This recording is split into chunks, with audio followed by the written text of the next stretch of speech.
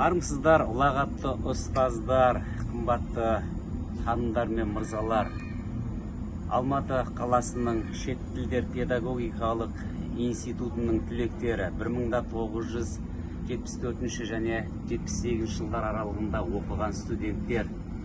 Баршаңыз ақ жүрегіңізбен сол аталмыш институтты тәмамдағандарыңызға 45 жыл толу мерейтойымен ақ жүрегіммен құттықтаймын. Сіздерге бар жақсылықты тілеймін. Алла тағала шәкірттеріңіздің жақсылығын ғана көруді нәсіп етсін. Осы шет тілдер институтының ішіндегі осы неміс тілі факультеті, оның ішінде 18 группаның арда азаматтарын, айдай сұлу аруларын ақ жүрегімізбен осы 45 жылдық мерейтойларыңызбен құттықтағымыз келеді. Алла тағала бар жақсылықты нәсіп етсін. Ұрпақтарыңыз көп болсын. Бірге қартайыңыздар, ұл-қыздарыңыздың, немере шөберелеріңіздің жақсылығын көріңіздер.